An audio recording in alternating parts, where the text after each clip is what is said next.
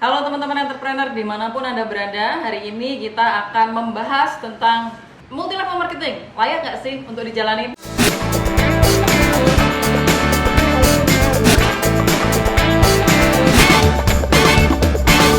Hari ini saya buat materi ini karena ada 1-2 orang yang punya pengalaman bergabung ke sebuah perusahaan multi level marketing atau network marketing, dan mereka punya pengalaman buruk atau pengalamannya itu negatif.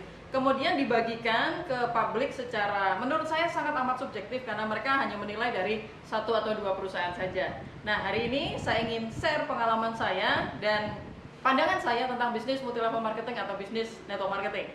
Oke Bapak Ibu, nah sekarang bagaimana menurut pandangan umumnya dulu. Jadi bagaimana menurut data realnya ya. Kita data real yang terjadi seperti apa? Apakah bisnis network marketing atau multi level marketing itu boleh atau tidak? Secara umum di garis bawah di sini, multi level marketing adalah suatu cara pemasaran produk dari pabrik sampai ke konsumen dan itu legal, diperbolehkan oleh pemerintah asal mengikuti aturan yang berlaku ya.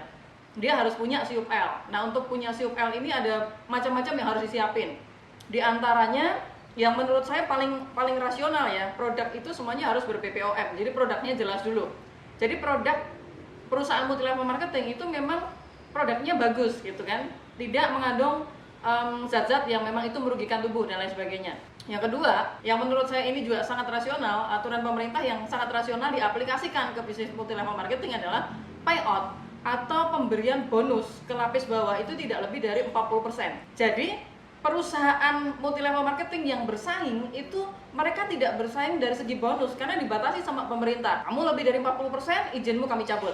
Nah, perusahaan yang bersaing akhirnya mereka tidak bersaing dari segi komisi. Kan biasanya kalau multi level marketing dia identik dengan pemberian komisi sampai ke lapis bawah kan. Dengan adanya aturan ini, makanya perusahaan yang bisa bersaing adalah perusahaan-perusahaan yang mereka akan bersaing dari segi support system dan produk. Karena dari segi bonus gak bisa lagi bersaing. Dia sudah dianggarkan 40%. Kenapa pemerintah memilih angka itu? Nah, kemungkinan besar karena sudah ada penelitian yang dilakukan kalau kita bisnis konvensional pun kan kita butuh biaya distribusi sama biaya iklan. Nah, kemungkinan antara 40% sampai 70%. Nah, karena mungkin di bisnis multi level marketing ada hal-hal lain seperti reward tapi yang sifatnya itu promo gitu kan.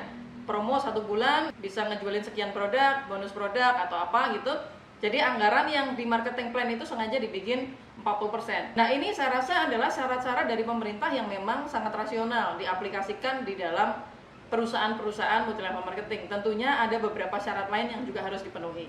Jadi yang perlu digarisbawahi di sini, ini bukan hanya opini secara subjektif ya, tetapi memang bisnis multi level marketing itu boleh gitu loh, boleh dijalani di Indonesia dan itu legal. Jadi kemarin saya juga ikut acara diseminasi dengan Kementerian Perdagangan. Di situ membahas tentang bisnis franchise dan bisnis multi level marketing atau network marketing. Nah, di data tertera, setelah ini datanya akan saya tampilkan, di data tertera bahwa masyarakat Indonesia yang terbantu sampai tahun 2018 itu ada 19,8 juta jiwa. Artinya bahwa bisnis multi level marketing atau bisnis network marketing itu membantu meningkatkan kesejahteraan masyarakat, membantu masyarakat untuk meningkatkan taraf hidup atau mendapatkan sumber penghasilan itu dari bisnis network marketing itu ada 19,8 juta masyarakat Indonesia yang terbantu. Nah, ini bukan jumlah yang kecil dan itu terus meningkat.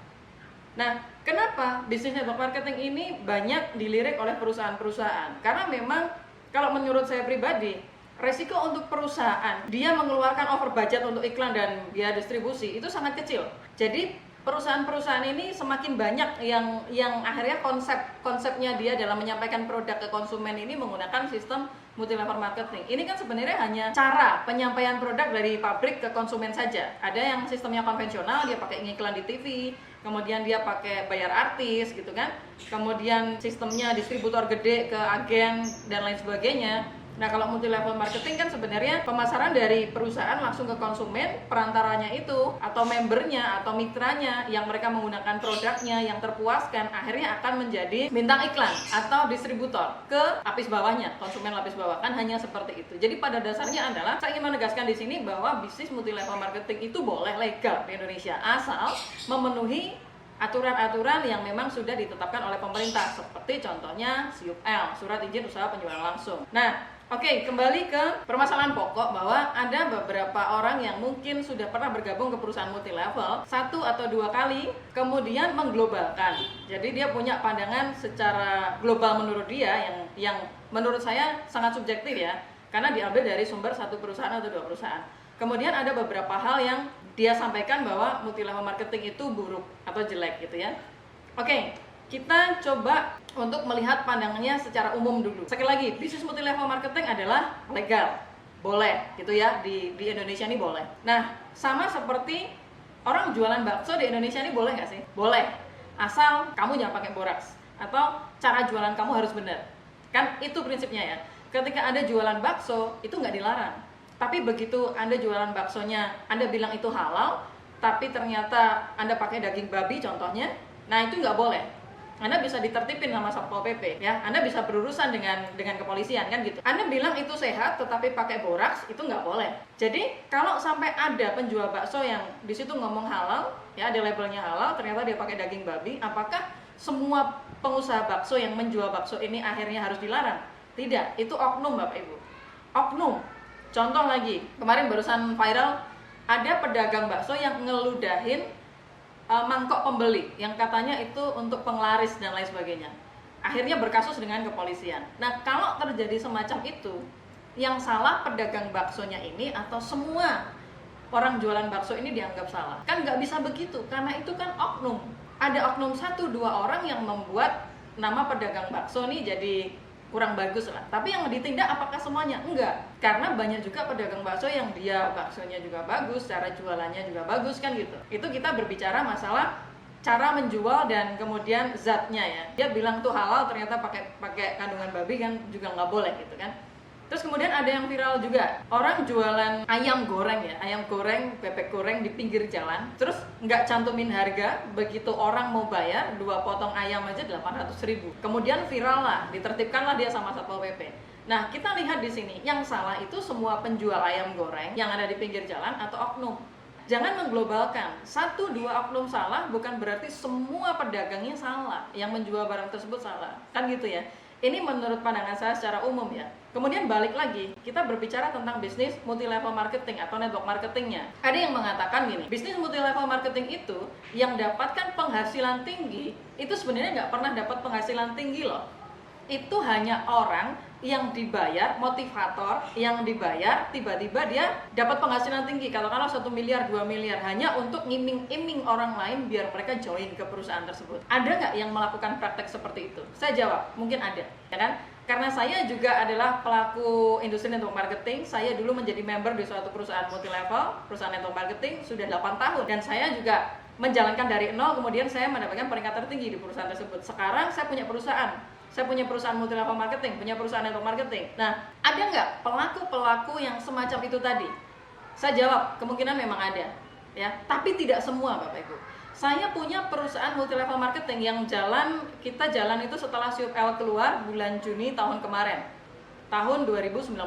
Jadi kita perusahaan 1 tahun ini berjalan. Ketika saya mencoba untuk menceritakan tentang produk kami, menceritakan tentang marketing plan kami, memang tidak jarang ada kompetitor lewat leadernya gitu ya, yang kami kan ngerintis dari nol ya. Semua leader saya tuh memulai dari nol. Saya bisa dicek lah di perkembangan jaringan mereka daftar tanggal berapa. Dan saya bilang di perusahaan kami semua leader memulai dari nol, nggak ada yang istilahnya dikasih jaringan dulu menceleng 1 kaki atau tiba-tiba diangkat mereka menjadi leader gitu ya dengan peringkat tertinggi, diamond leader dengan 1 miliar, 2 miliar penghasilan. Nggak ada. Kami menyebut leader kami yang pertama kali join itu network builder. Jadi memang orang-orang yang memasarkan jaringan awal dan mereka mengawali dari jaringan itu benar-benar nol, Bapak Ibu.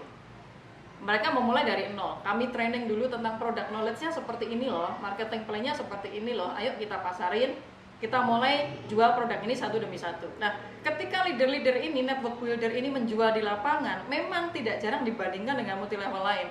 Mana perusahaan kamu kan belum ada nih yang dapat hasil gede, mana hasil kamu baru ratusan ribu.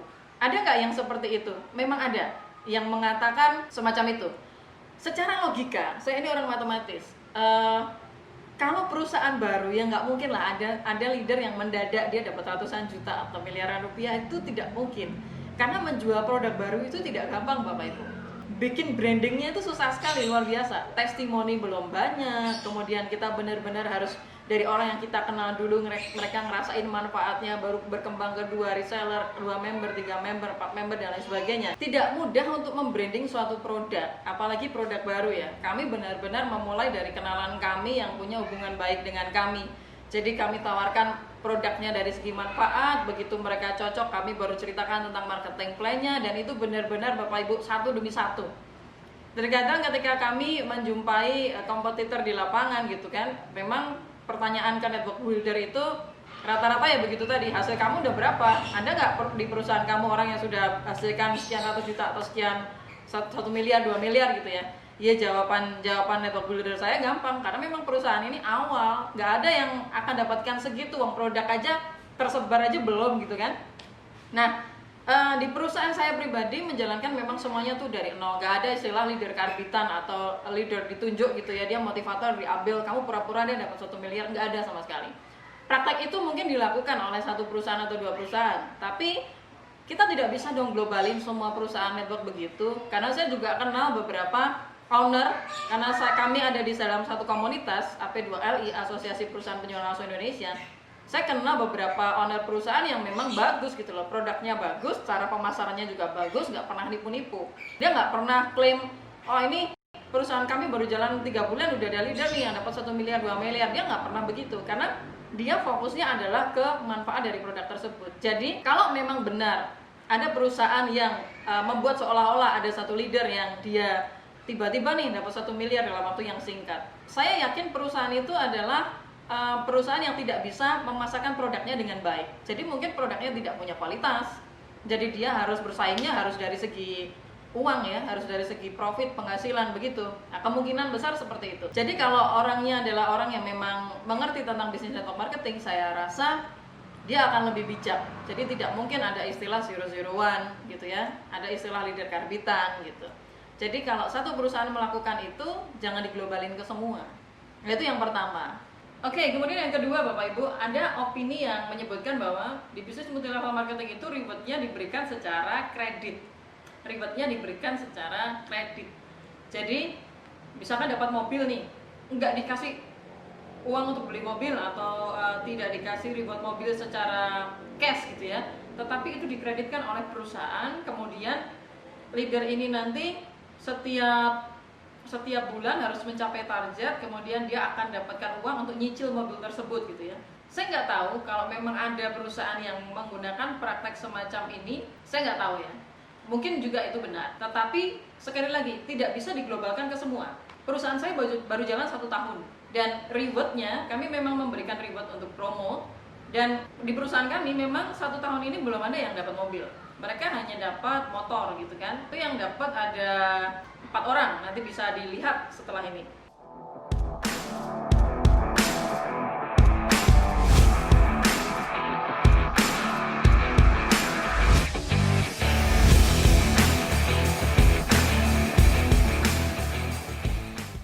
Katanya kan dikreditkan ya, tapi kalau di kami tulis di situ reward motor senilai 18 juta.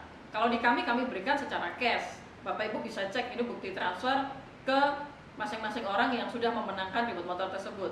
Kenapa nggak sama? Kenapa 16,2? Karena potongan pajak Bapak Ibu, kita harus taat pajak 10%. Tapi kami berikan itu secara cash gitu kan, kita berikan itu secara cash. Jadi kalau memang ada satu perusahaan yang melakukan tindakan tersebut, bukan berarti semua perusahaan multi level itu jelek Bapak Ibu. Karena jujur saya adalah orang yang juga terbantu dari bisnis multi level marketing atau bisnis network marketing. Karena saya dulu di awal menjalankan bisnis, saya pakai Supra Brodol gitu kan. Dan sekarang ekonomi saya sangat terbantu dari bisnis network marketing. Kemudian sekarang saya akhirnya punya perusahaan multi level marketing dan bisnis network marketing. Saya sampai menyelesaikan S2 saya itu juga dari hasil bisnis network marketing gitu ya. Di S2 saya ambil manajemen. Padahal S1 saya matematika murni. Kenapa saya tertarik di manajemen? Karena sebenarnya saya juga tertarik untuk membahas lebih dalam tentang bisnis multi level marketing tadi. Dan menurut saya memang bisnis multi level marketing amat sangat layak untuk dijalankan begitu. Sampai akhirnya di satu titik saya memutuskan untuk oke, saya ingin membuat perusahaan multi-level marketing yang menurut saya support sistemnya bisa menyentuh semua kalangan, produknya bisa digunakan dan bermanfaat bagi sebanyak-banyaknya orang. Kemudian marketing plan-nya yang mengikuti aturan dari pemerintah, itu 40% batasan payout. Sehingga kami tidak menyalahi aturan pemerintah, SIUP-L pun bisa kami miliki, sehingga member-member itu jauh lebih nyaman. Sehingga tujuan dari bisnis multi-level marketing ini tadi yang memberikan profit dari iklan, kemudian dari jalur distribusi bisa kami sampaikan kepada member-member atau mitra-mitra kami secara benar, secara cash gitu ya. Jadi memang sekali lagi bahwa jika ada perusahaan yang melakukan tindakan kecurangan bukan berarti semua multi-level itu curang. Kemudian yang ketiga, ada yang mengatakan bahwa bisnis multi-level marketing produknya itu tidak bisa bersaing. Orang itu ngebeli produk itu karena bonus. Jadi produknya sendiri itu kualitasnya sebenarnya kualitas jelek gitu kan. Nah, baik Bapak Ibu, ini mungkin terjadi dulu.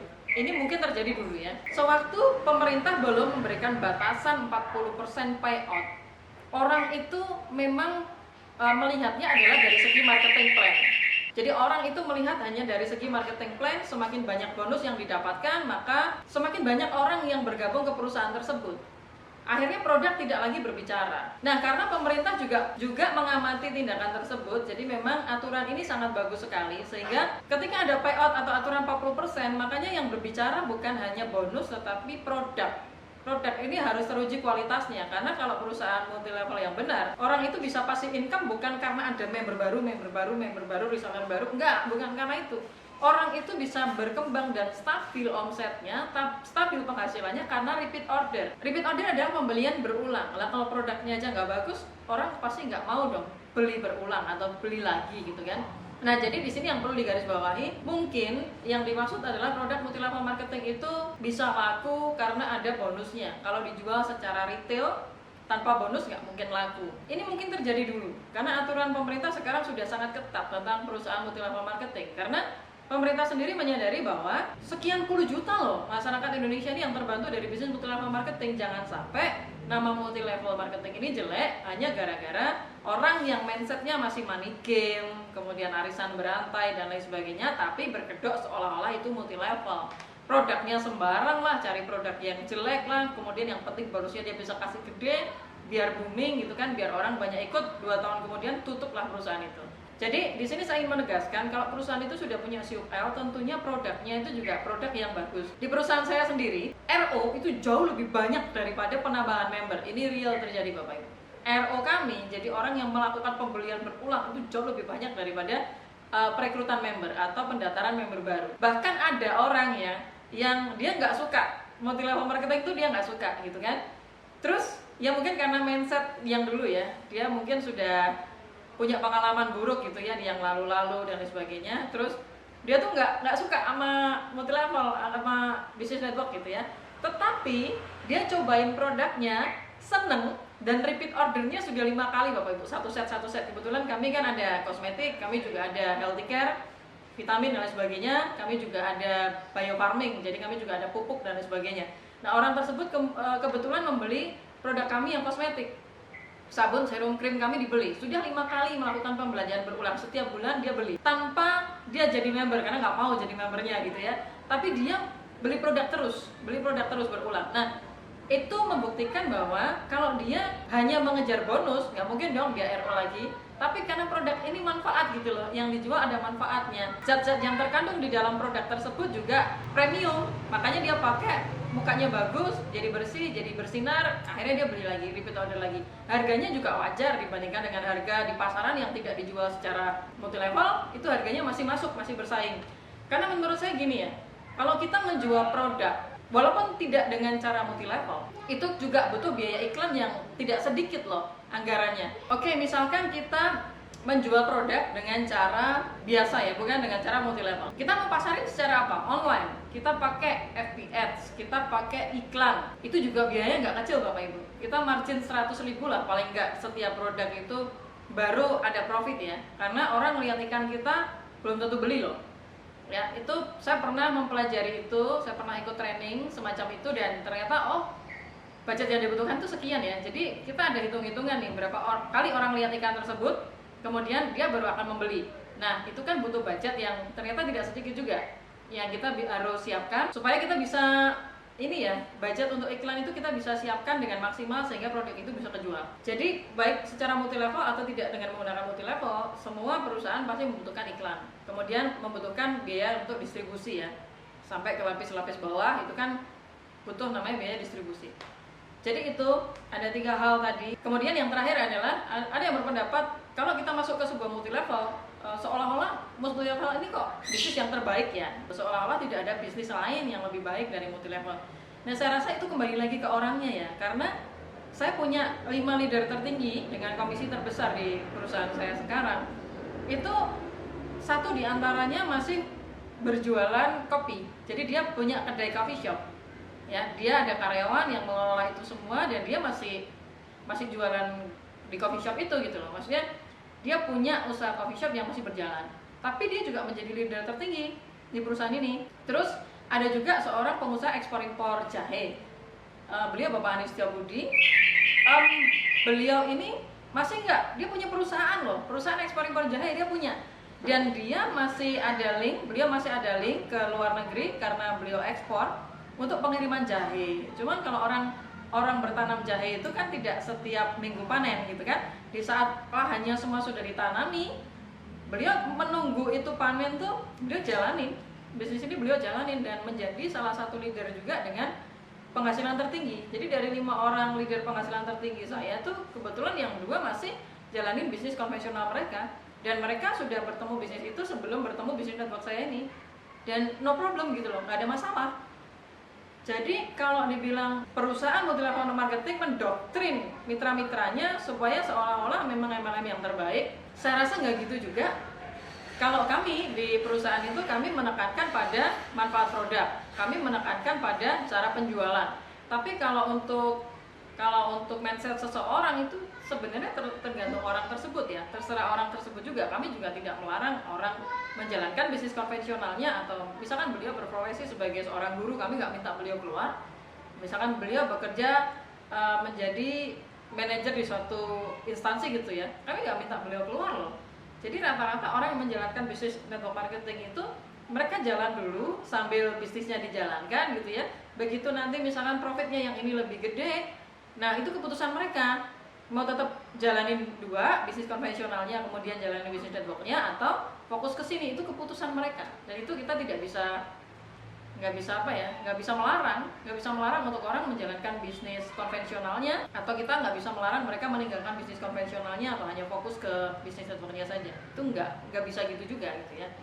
Tapi secara umum Bapak Ibu, kenapa saya sendiri sangat menyukai bisnis network marketing? Karena kalau dibilang memang banyak kok usaha-usaha lain di luar multi level marketing yang bisa dijalankan oleh semua orang. Iya benar, banyak. Tetapi kemampuan orang itu beda-beda.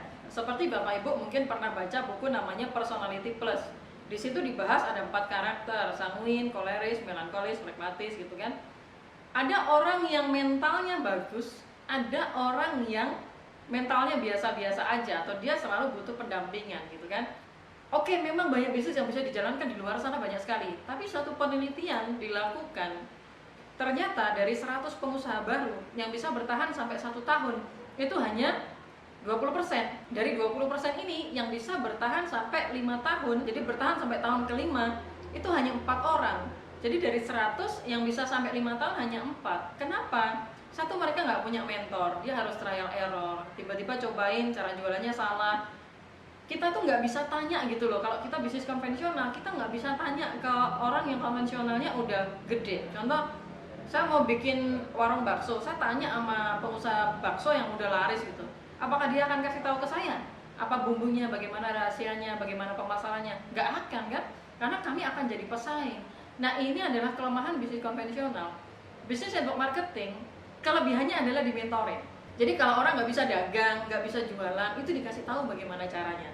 Ya, mentor akan kasih tahu, kamu caranya begini ya, caranya begitu ya.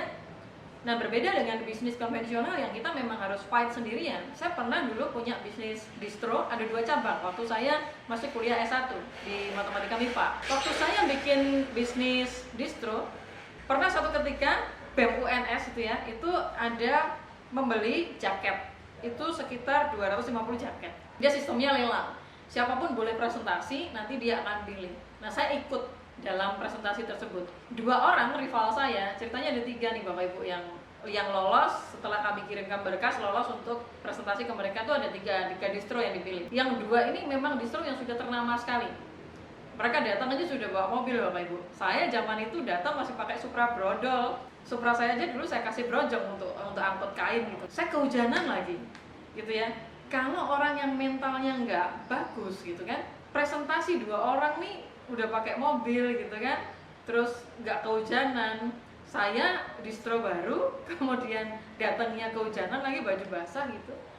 Masih pede loh buat presentasi. Dan saya rasa tidak bisa diglobalkan, semua orang tuh nggak bisa sama begitu, karena mental orang kan berbeda-beda ya. Mental orang tuh beda-beda, nggak bisa kita samain. Nah, mungkin bagi mereka yang tidak bisa fight secara one man show gitu ya, mereka bisa bergabung ke bisnis network marketing, kemudian di-mentoring caranya. Karena di bisnis network marketing kan kita nggak bisa sukses sendirian kan.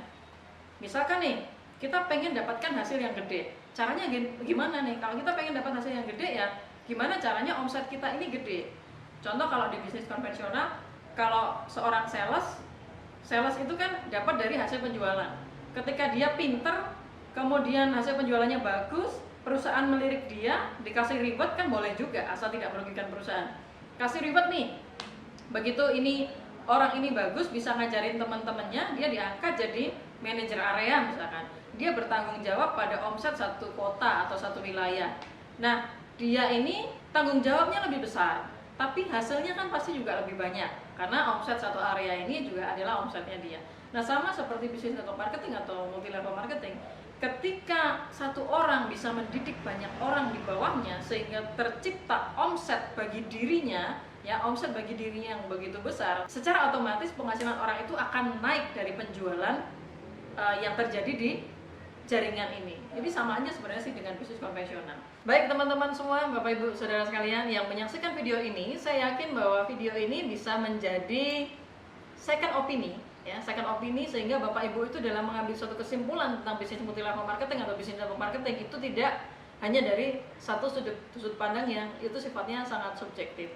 Jadi sekali lagi, kalau ada perusahaan yang menjalankan bisnisnya dengan cara yang tidak benar, silakan kasih hukuman, kasih punishment ke perusahaan tersebut, tapi jangan mengglobalkan perusahaan yang sama seolah-olah mereka juga melakukan kecurangan seperti pada perusahaan ini tadi. Nah Bapak Ibu, kalau memang Bapak Ibu mengalami kasus, contoh nih, ada perusahaan network marketing yang menurut Bapak Ibu nih kurang pas nih, ya dia tidak mengikuti aturan perundangan yang berlaku nih, nggak punya SIUP-L nih misalkan, Bapak Ibu bisa laporkan kok ke Kementerian Perdagangan. Nah, perusahaan-perusahaan yang curang semacam itu akan ditindak, sehingga nantinya yang akan banyak beredar itu adalah perusahaan network marketing atau multi level marketing yang punya izin yang benar, dengan marketing plan yang benar, dengan produk-produk yang terbaik. Karena banyak sekali di luar sana perusahaan-perusahaan yang memang juga melakukan bisnisnya dengan cara yang benar dan juga bermanfaat bagi banyak orang. Kemarin ada salah satu rekan juga yang kasus corona kemarin, dia ngasih bantuan aja sampai 2 miliar gitu. Real, dan itu bantuannya benar-benar diserahkan ke rumah sakit, kemudian sampai menyentuh ke lapisan bawah masyarakat. Jadi kalau perusahaannya benar, produknya benar, manajemennya benar, maka tujuan didirikan perusahaan tersebut juga saya yakin pastinya juga benar, dan akhirnya bisa bermanfaat bagi sebanyak-banyaknya orang. Baik Bapak Ibu, pesan saya jangan berhenti menebarkan semangat, kebaikan, dan optimisme untuk orang-orang di sekitar kita. Salam, good success, good freedom.